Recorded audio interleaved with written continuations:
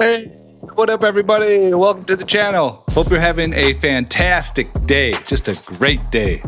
Today, we are going to be talking about scalar waves. We hear about these scalar waves with old old world technology, and we hear about it with healing and all this different stuff and communication. And I don't really know much about scalar waves, so we're going to hopefully find out a little bit more about it.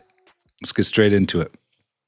In the silence between all things, there is a pulse, not a sound, not a frequency in the air, but a wave through the very fabric of the ether. Nikola Tesla knew this. He didn't just study energy, he tuned the ether itself. While the world clung to wires, sparks, and combustion, Tesla was tapping into something deeper: scalar waves, non-Hertzian standing waves, energy without motion, power without loss. Energy without motion. So that's one of the weird things about these scalar waves, apparently, is that they're not moving. They're like still or something. These waves ripple through the zero-point field, bypassing the limits of space and time. Not just electricity, conscious energy. Tesla's dream was a world powered by the Earth's natural resonance. Tower to tower, no cables, no control grids. Just the planet singing her frequencies and every home tuned to the song. He saw energy as a vibration, a symphony in the ether, and we, the instruments. The water. We probably just know that scalar energy is completely real and they've been using it for the longest time, and we just don't want to tell anyone about it. And we have all these scientists and we start giving them platforms. And once they have ideas that allude to the principles of these scalar waves, but don't quite really, you can't apply them, and I'm not sure if we can apply these scalar waves technology or not, but it's interesting. Cliff Tower, not just a power station, an etheric tuning fork, but scalar tech wasn't just about free energy, it was about healing too. Tesla hinted that every organ, every cell, has its own resonant frequency. I believe and by that. tuning it like a piano, we could restore it. Mind, body, and spirit harmonized. I don't know how it He wasn't works. just building machines, he was unlocking the codes of cosmic vibration. The powers that be didn't want a self-healing, self-energizing civilization. So they buried his work, dismantled his towers, twisted his legacy. But the ether still sings. Scalar waves still whisper, and we're finally listening again. Tesla was never just ahead of his time, he was building for the next timeline. I once heard someone say that the best way to lift a country out of poverty is to lower the price of energy. So that's, another reason why they want, if we have powers for ourselves to do things, it would be harder for the people who currently have power to maintain that power, or, to have gotten that power in the first place. If we had all the resources to do similar stuff like that. So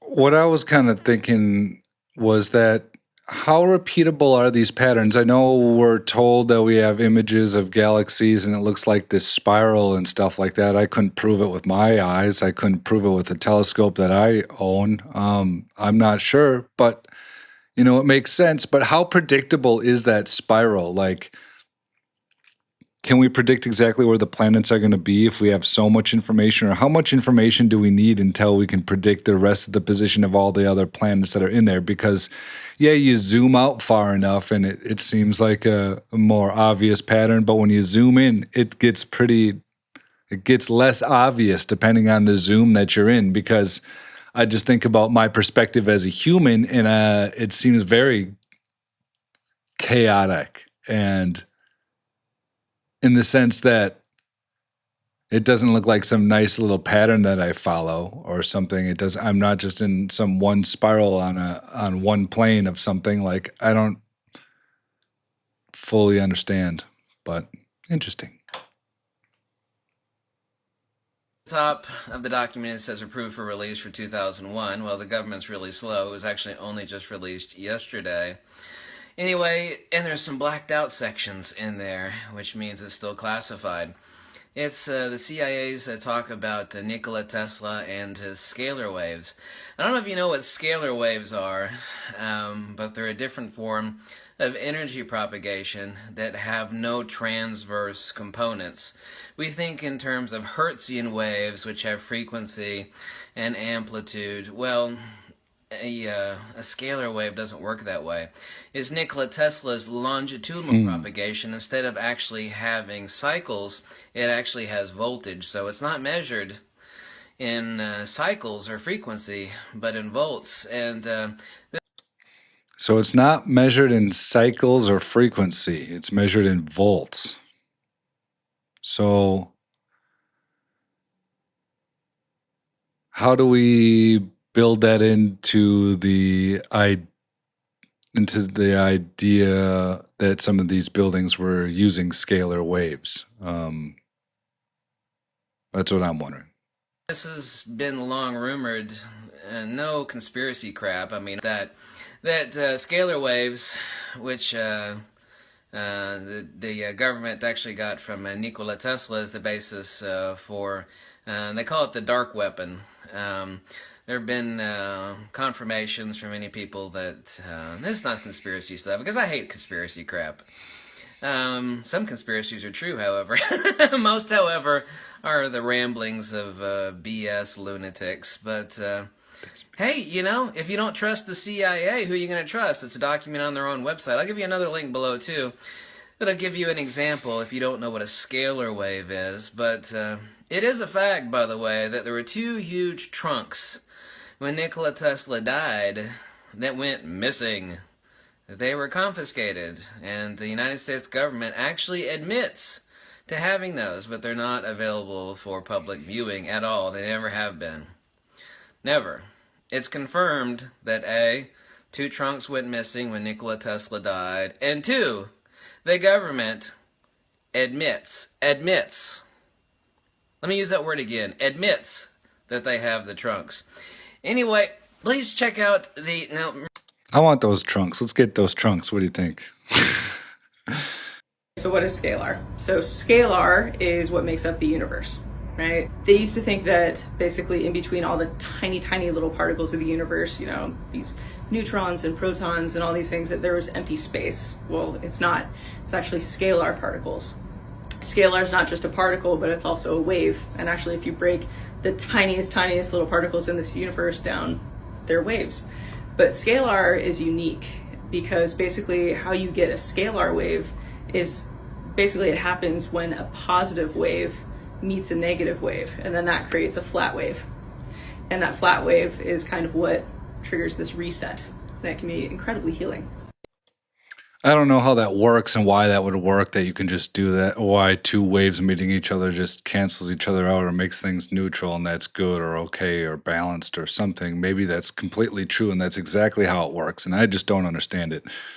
But what's fascinating to me is for a long time they told us that everything is made mostly out of space, and that there's so much space inside even an individual atom, 99.99% whatever, empty space, which is just crazy to think that everything is mostly empty space, and that's just what we were told, and that's what we went along with, and we're supposed to just believe that too and not question things like that. That's why I question all this stuff. It's really interesting. I don't know how it works, but a lot of the mainstream stuff that they've been told us is just as fishy and bullshitty if you just like think about it for a second. It doesn't mean that you're right about it or whatever else, or that I have the answers to it, but it just doesn't really make sense. Or when you think about it, like, what is the proof for these things and whatever, there's not much always to be found, and it's crazy. I don't know. Yeah. I don't know why that also reminds me of, I once came across something that said something about how people are trying to create some sort of like cream that you could put on cuts and wounds and stuff like that, that'll, you know, make it heal faster.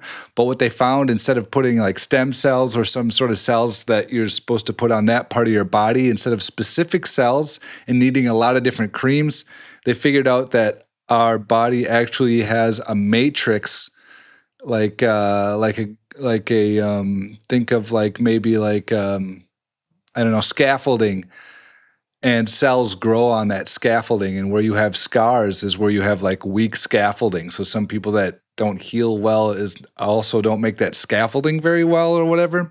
So this particular cream made like was the scaffolding, and that helped you heal faster, and it like prevented cuts from bleeding as fast and whatever else. It was pretty interesting. Just a thought of mine. What is scalar energy? Well, scalar photometry has been used for a very long time. I usually don't tell people to read books or promote anyone, but Tom Bearden has a really good book on scalar photometry. If you guys could look that up and get educated. Photometry. Let's look up photometry. What is photometry? Photometry.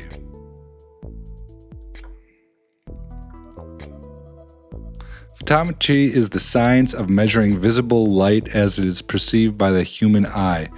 It quantifies how bright light appears to people, rather than measuring total electromagnetic energy. It is used in lighting design, astronomy, photography, optics, and vision science. Photometry differs from radiometry. Radiometry measures all electromagnetic radiation objectively in watts, while photometry measures only visible light weighted by human eye sensitivity. The human eye does not respond equally to all wavelengths, so photometric measurements adjust for this using standard brightness sensitivity curve.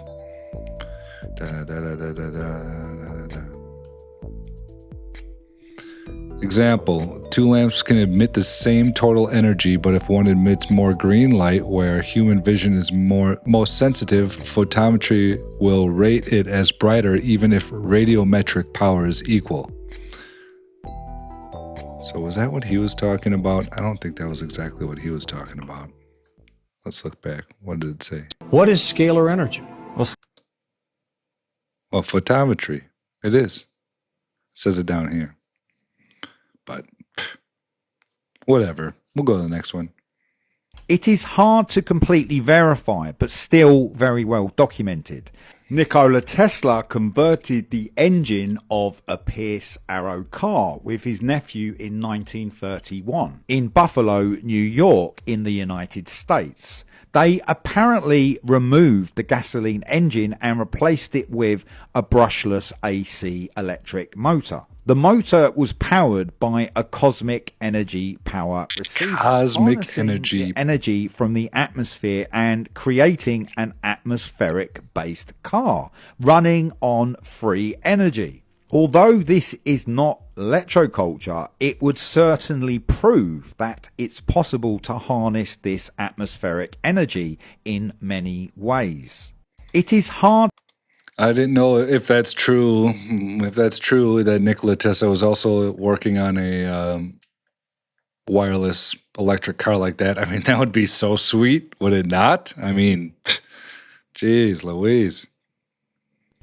So they said it was impossible for me to receive wireless electricity 918.6 miles away from Dr. Parkenstein, but it happened. They said over unity is impossible and that I could not receive more power out than power in. But it happened, as I just showed with my Bedini motor. So I actually just typed up a full engineering paper on it. I compiled all my data, gave background, gave the full experimental setup, and I do plan on submitting that for, peer review. It is a process though. Fact remains, people, I was consistently getting over 100% electrical efficiency on my Bedini motor, which is phenomenal. So this paper is probably the best resource on the internet right now that I know of, at least, for any beginner who wants to dive into this world and dive into the whole free energy scene. So click on the link in my bio and read that paper because it is a good paper. And this Bedini experiment can most certainly be recreated by any able-minded person in a lab. So that's how Somebody else out there? Not me. He said able-minded. So I'm going to need help with that one. But this is interesting. Do you think this guy is doing this? That's how peer review works, right? It can be recreated and tested. If I can do it, then so can anyone else. So here's the problem right now. Maxwell's equations presently are explaining everything that we think we know about physics, right? However, with the appearance of new electrodynamic effects, such as, wireless electricity or, over unity with the Bedini motor, Maxwell's equations need to be updated. These waves are coined scalar waves, and there's like a lot of disinfo about this, so I'm going to try to give a very clear definition of what scalar means. When I say the word scalar, I'm referring to their longitudinal fields, basically, right? There's a vector potential and there's a scalar potential. These are considered the near fields in modern electromagnetism. The specific mathematical effect does remain speculative. No one knows anything. All that can be said about this for sure is that these waves do exist. We can take energy out of the vacuum, allowing for greater efficiencies and different electrodynamic effects that are not presently known right now. So I do plan on concocting more experiments about this. I plan on setting up like a dual transmitter with a receiver, inside of a Faraday cage, because that way theoretically I can receive the potential with no fields, and that way we can get a mathematical grasp on this, or at least start going down that road, which is what needs to happen for proper engineering. Problem right now with Maxwell's equations, though, right now a weird condition is forced on these equations. All the work from Maxwell's equations right now, the fields cannot use the vacuum. All the energy comes from within the fields, and that is wrong. That is all I can say for certain. Everyone said what I'm doing is impossible. Clearly this is possible, and all that we know for sure is that more research and development is needed in this field, all right? So stay tuned. More experiments are coming. I don't know. That's interesting. Yeah, I don't know. I mean, I'd like to see it actually done instead of just talk about it, but